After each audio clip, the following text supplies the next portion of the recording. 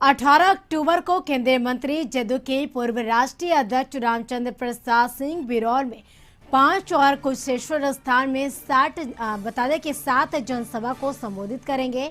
उनका पहला जनसभा 9 बजे दिन में बिरौल में होगा।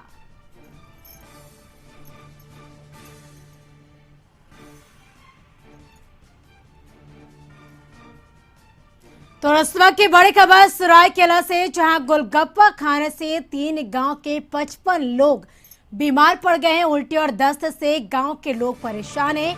एक की हालत गंभीर बताई जा रही है। सरायकेला जिले के राजनगर प्रखंड का मामला बताया जा रहा है। तो इस वक्त की बड़ी खबर सरायकेला से, जहां गोलगप्पा खाने से 3 गांव के 55 लोग बीमार पड़ गए हैं। उल्टी और दस्त से गांव के लोग परेशान हैं। एक की हालत गंभीर बताई जा रही है। सरायकेला जिले के राजनगर प्रखंड का मामला बताया जा रहा है। तो खबर सरायकेला से, जहां गोलगप्पा खाने से 3 गांव के 55 लोग बीमार हो गए हैं। उल्टी और दस्त से गांव के लोग परेशान हैं। एक की हालत गंभीर बताई जा रही है। तो बताते चले कि सरायकेला जिले के राजनगर प्रखंड का मामला है।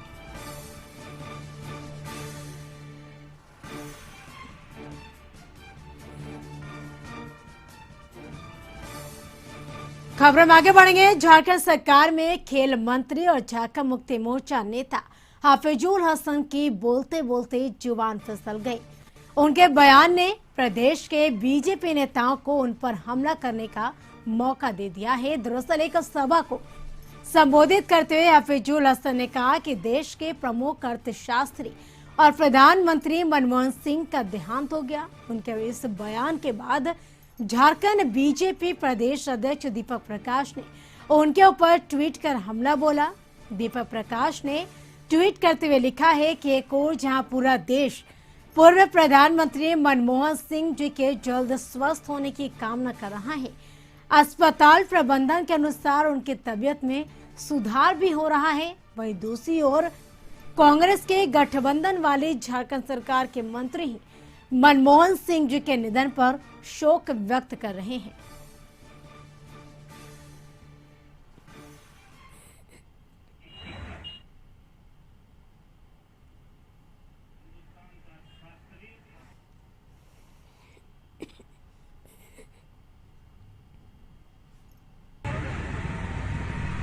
पूर्व प्रधानमंत्री डॉक्टर मनमोहन सिंह का भी आज निधन हुआ, जिन्होंने हिंदुस्तान को आगे बढ़ाने में आज जो तरक्की आप देख रहे हैं हिंदुस्तान में, तो 50% उनका हाथ। आज तो मोदी जी हिंदुस्तान को 50 साल पीछे ले गए। जो मनमोहन सिंह हिंदुस्तान को 50 साल आगे किए थे, मोदी जी उसको फिर पीछे जहां का तहां लिया। आज हम लोग अंतिम में 1 मिनट मनमोहन सिंह पर दिए गए बयान पर सियासत गर्म होने और मामले के तूल पकड़ने पर आखिरकार राज्य के युवा कार्य और खेल मंत्री हाफिजुल हसन ने माफी मांगी है।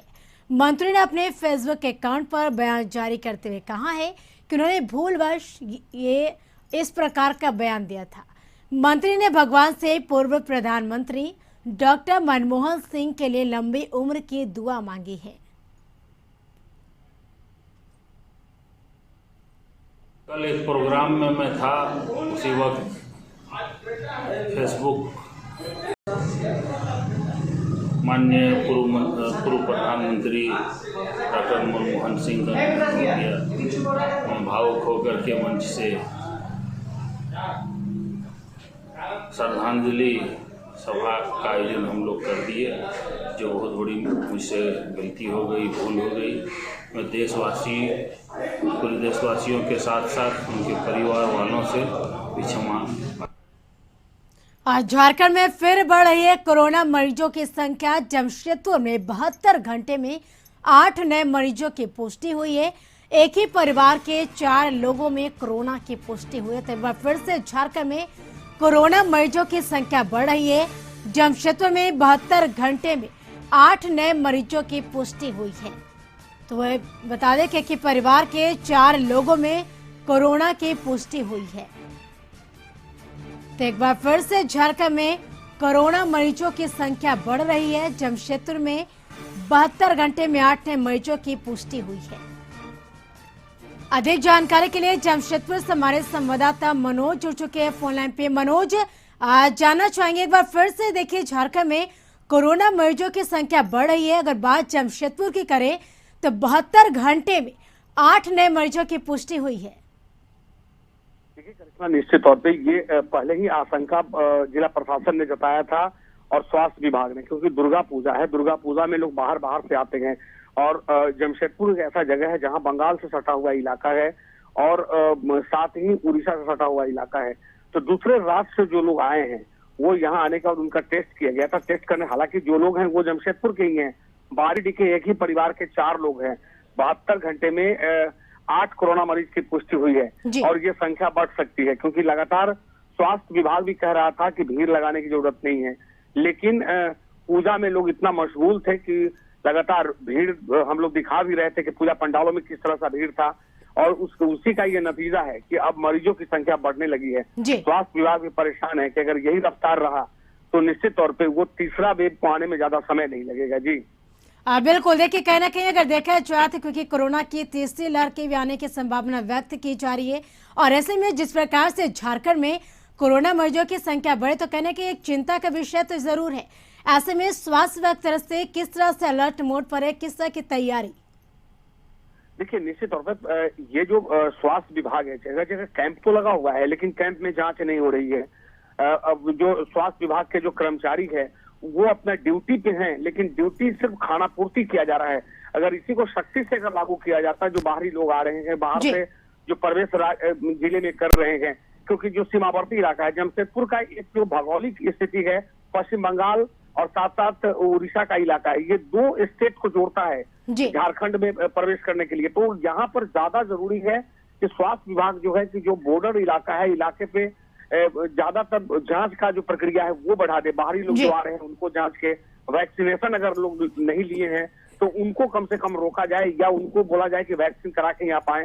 तो ये प्रक्रिया करने की जरूरत है, तब जाकर कहीं ना कहीं तीसरा लहर जो है वो रुक सकता है। लेकिन स्वास्थ्य विभाग ने साफ कर दिया है कि नवंबर माह के अंतिम सप्ताह से लेकर दिसंबर माह के पहले सप्ताह तक तीसरी लहर की जो आशंका है वो अब बढ़ने लगी है, क्योंकि जिस तरह से रफ्तार बढ़ रहा है, मरीजों की संख्या बढ़ रही है, 8 मरीज 72 घंटा में मिलना, तो ये निश्चित तौर पे ये अपने आप में बड़ा परेशान करने वाली है। बिल्कुल, तो बहुत ही चिंता का विषय। चलिए, तमाम जानकारी के लिए शुक्रिया मनोज।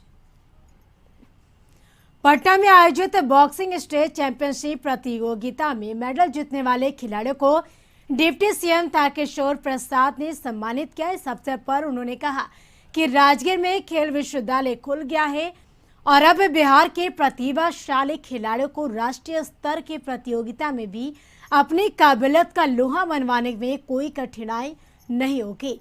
बेहतर अभ्यास और जीत के जज्बे से बिहार के खिलाड़ी अब राज्य का नाम रोशन करेंगे। डिप्टी सीएम ने सभी छात्रों को अपनी शुभकामनाएं देते हुए उनके उज्जवल भविष्य की कामना की है।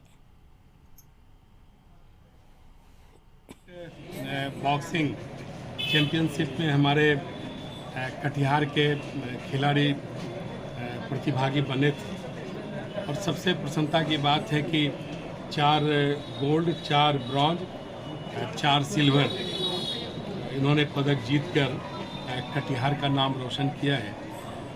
हम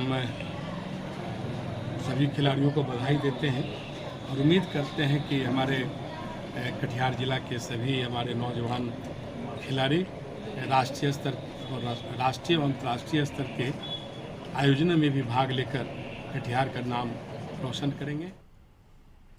झारखंड में सत्तारूढ़ झारखंड मुक्ति मोर्चा की विधायक सीता सोरेन की बेटियों ने अपने पिता के नाम पर दुर्गा सोरेन सेना गठित की है। हालांकि दुर्गा सोरेन की दोनों बेटियों ने इसे एक सामाजिक मंच बताया है, लेकिन यह जग जाहिर है कि सीता सोरेन के परिवार से संबंध मधुर नहीं है।